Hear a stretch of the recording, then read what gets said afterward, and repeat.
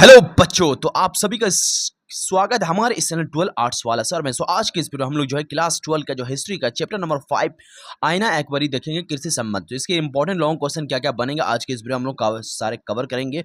अगर आपको इस वीडियो का पीडीएफ चाहिए तो पीडीएफ मैंने टेलीग्राम चैनल पर डाल दिया, वहां से आप पीडीएफ डाउनलोड कर सकते हैं। फटाफट दोस्तों वीडियो को स्टार्ट करते हैं बिना कोई देरी किए। अगर आप लोगों ने अभी तक हमारे चैनल सब्सक्राइब नहीं किया है जिसका नाम है दोस्तों 12 आर्ट्स वाले सर, तो जरूर हमारे चैनल को सब्सक्राइब करें, क्योंकि दोस्तों मैं 12 का बिहार बोर्ड के स्पेशली मैं पढ़ाऊंगा आप सभी को। तो मिलते हैं, स्टार्ट करते बिना कोई देरी किए। पहला सवाल आप सभी के लिए बनेगा आईना एक्वरी से कृषि संबंध, जो एक चैप्टर है, चैप्टर नंबर 5। उससे पहला क्वेश्चन बनेगा आप सभी के लिए कि बलबन की उपलब्धियों का वर्णन करें। तो आप सभी को उत्तर हो जाएगा दिल्ली के आरंभिक तुर्की शासकों में बलबन का महत्वपूर्ण स्थान है। तुर्की शासक जो थे दिल्ली में, उसमें जो है बलबन का महत्वपूर्ण स्थान था और उसी के अधीन दिल्ली को संवारने का काम शुरू हुआ।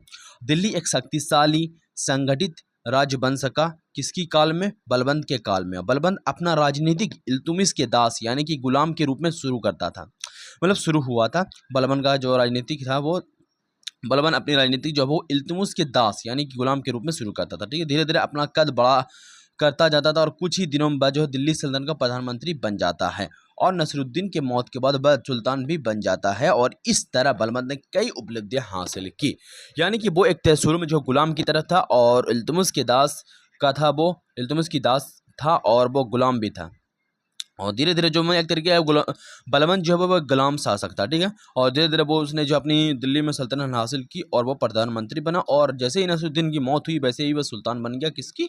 दिल्ली का। और इस तरह बलबन ने कई सारी उपलब्धियां हासिल की है, उसके बारे में आगे हम लोग चर्चा करेंगे। ठीक है, तो अगला सवाल हम सभी देखते हैं। अगला सवाल क्या है कि मुगल कालीन सिंचाई व्यवस्था पर प्रकाश डाले, यानी कि मुगल काल में जो किस तरह की सिंचाई व्यवस्था थी उस चीज़ के बारे में हम लोग को चर्चा करना है और इस क्वेश्चन में आंसर आप सभी को बताना है। तो जैसा कि हम देख सकते हैं कि मुगल काल में सिंचाई के लिए कुएं, नहर आदि का उपयोग किया जाता था। ठीक है, यह जानना कि मतलब उस काल में भी दोस्तों, यानी मुगल काल में भी दोस्तों कुएं और नहर का तो उपयोग किया ही जाता था। ठीक है, सिंचाई के लिए तुगलक शासक फिरोज शाह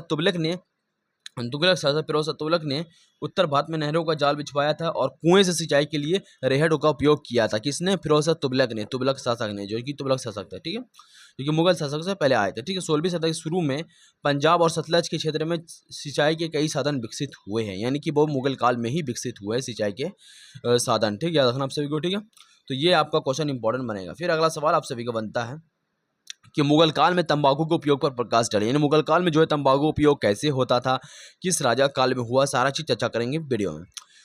जैसे कि आप यहाँ देख सकते हैं कि तंबाकू का पौधा जो है सबसे पहले जो है भारत के दक्षिण भाग में जो पुर्तगालियों द्वारा लगाया गया। रखना आप सभी को कि तंबाकू का पौधा जो है सबसे पहले भारत के दक्षिण भाग में पुर्तगालियों द्वारा लाया गया। ठीक है, और 1604 में जब अकबर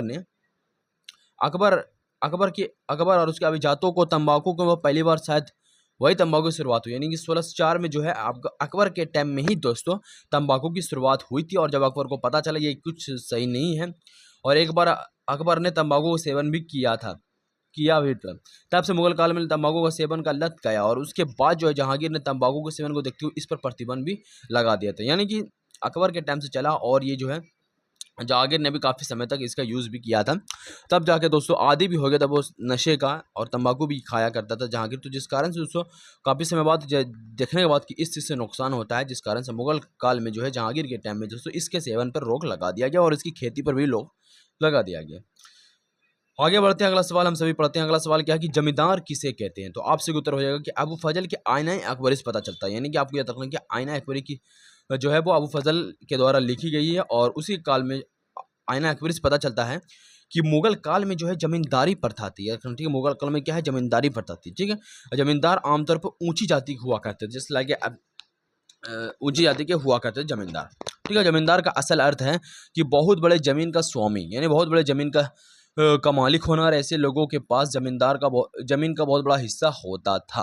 तो नॉर्मली दोस्तों कोई भी बड़ा सेट ले लीजिए आप, मिल्की लोग जैसे कि होते हैं उनके पास बहुत सारी ज़मीन होते हैं, तो जाहिर सी बात उसको मिल्कियत हासिल हुई है, वो कोई जात नहीं होते, बड़ी ज़मीन होने के साथ वो बड़े ज़मींदार भी होते हैं। ये बहुत सी समृद्ध लोग होते हैं और अपनी ज़मीन पर दूसरे किसानों से दिहाड़ी मजदूरी यानी कि खेती करवाते हैं और उसके बदले उसको परसेंटेज कुछ मुनाफा देते हैं और अपना ज़्यादा पैसा रखते हैं। ठीक है, ये ज़मीन उनकी मिल्कियत कहलाती है। यानी जैसे कि मैंने आपसे कहा था मिल्की लोग जो है उन्हीं को, मतलब ज़्यादा जिसके पास ज़मीन होती है उनको ही मिल्कियत है, इनकी मिल्की लोग कहा जाता है। ठीक है, सो जमींदारी समझ में आ गया। जमींदारी को एक तरीके से आप मिल्कियत भी कहा जा सकता है, जस्ट लाइक कहा जाता है, ठीक। सो अगला सवाल आप सभी के लिए बनेगा यहाँ पे, जैसा कि आप देख सकते हैं कि दीन इलाही पर संक्षिप्त टिप्पणी लिखे या निबंध लिखे। तो ये आप सभी के लिए एक इंपॉर्टेंट क्वेश्चन बनेगा, आप सभी के दीन इलाही क्या है और इस पर संक्षिप्त टिप्पणी, ठीक है, क्लियर। तो जैसे कि आप यहाँ देख सकते हैं कि अकबर ने धार्मिक साहिंसिता यानी शांति की नीति अपनाई थी। जैसा कि आप सभी अकबर ने जो है शांति की नीति अपनाई थी। अकबर ने विभिन्न धर्मों एवं विचारों को जानने के सभी धर्मों और विद्वानों से विचार विमर्श किया था, यानी कि उसने जो है विचारों को जानने के लिए, परखने के लिए जो उसने सभी धर्मों को जो है जानना स्टार्ट किया कि सारे धर्म क्या है, और इस निष्कर्ष पर पहुंचे कि सभी धर्मों में जो है क्या अच्छाई पाई जाती है, जो कि एक सही बात है। और मगर कोई धर्म जो बस संपूर्ण नहीं, यानी कोई भी धर्म जो पूरा नहीं है, तो उसने सभी धर्मों के अच्छे अच्छे सिद्धांतों को मिलाकर एक नए धर्म का नींव डाला। याद रखना आप सभी को, ये बड़ा अजूबा काम करने जा रहे हैं अकबर, ठीक है। तो एक नए धर्म का उसने नींव रखा और उसने दीन इलाही धर्म का नाम दिया, यानी दीन इलाही उसने धर्म बनाया, अपना खुद का धर्म बनाया, यानी खुद ही भगवान बनने जा रहे थे ये, ठीक है। तो इस धर्म में पीर, पैगंबर, देवता देवती का कोई स्थान नहीं था, यानी कि ना ही मुसलमान की तरफ से पैगंबर, पीर का स्थान था, ना ही देवी देवता का अंतर था। तो सोच सकते ये अपने आप को भगवान ही समझने वाले थे। तो इन सब का स्थान अकबर ने ही ग्रहण कर लिया था। तो इस धर्म के द्वारा वह हिंदू और मुसलमानों के बीच एकता कायम करना चाहते थे, पर दोस्तों ऐसा तो कुछ हो नहीं पाया, हुआ कुछ सालों तक चला। तो अकबर ने इस धर्म की नींव जो है 1582 में रखी, और इस धर्म को जो है स्वीकार करना वाला एक मात्र हिंदू था, बीरबल था, यानी कि इस धर्म को जो है जो स्वीकार करने वाला एक मात्र हिंदू था, कौन था, वो बीरबल था। अब जान लेते हैं आखिर इस धर्म के मुख्य उद्देश्य क्या क्या थे, जो कि अकबर ने बनाया था बड़ा सोच समझ के। तो इस बार एक है और अकबर उसका पैगंबर है। वाह क्या सोच थी अकबर की। सो नॉर्मली दोस्तों इस बार एक है और अकबर उसका पैगंबर था, ठीक है। ये तो जो गलत बात है दोस्तों, नॉर्मली हर सिद्धांत और एक धर्म के अलावा दोस्तों मुस्लिम धर्म में तो ये गलत माना जाता है दोस्तों। तो नॉर्मली दोस्तों ये गलत था। सूर्य और आग की उपासना आवश्यक थी, यानी कि आग की उपासना भी आवश्यक थी। अनुयायियों को अपने जीवन काल में ही अपना मृत्यु भोज खिलाया, मतलब कि मरने से पहले मरने का भोज खिला दो, मरनी भोज खिला दो। ये अजूबा चीज़ था अकबर का, ठीक। अल्लाह हो अकबर का ना, तो ये तो और गलत है दोस्तों। जलाहुल का अभिधान में प्रयोग करना जरूरी था। तो ये सॉरी मतलब जितने भी इसने अपने विचार सिद्धांत रखे थे सारे के सारे गलत थे। वर्षगांठ प्रतिभोज का आयोजन होना, यानी कि हर साल जो है प्रतिभोज होना, तो ये भी बहुत सारी चीज़ गलत थी, ठीक।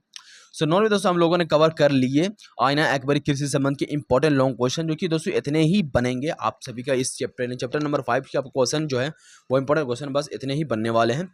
सो नॉर्मली दोस्तों चैप्टर 5 से मैंने इसलिए स्टार्ट किया क्योंकि दोस्तों जहाँ जहाँ सिंपल लगता है वहाँ पहले हम लोग पढ़ लेंगे, जो जो इंपॉर्टेंट है वो भी पढ़ लेंगे, फिर उसके बाद हम लोग आगे देखेंगे। सो नॉर्मली दोस्तों मिलते हैं नेक्स्ट वीडियो में, तब तक के लिए बाय। अगर आप लोगों ने अभी तक हमारे चैनल सब्सक्राइब नहीं किया, जिसका नाम है क्या है 12th आर्ट्स वाले सर। और एक बार फिर मैं आप सभी को बता दूं, अगर आपको पीडीएफ चाहिए इस वीडियो का तो आपको टेलीग्राम चैनल ज्वाइन कर लेना है। उस पर सारे जितने भी यहाँ वीडियो डालेंगे वैसे वहाँ पीडीएफ आ जाएगा, तो दोस्तों वहाँ से आप डाउनलोड कर सकते हैं। तो मिलते हैं नेक्स्ट वीडियो में, तब तक के लिए बाय दोस्तों।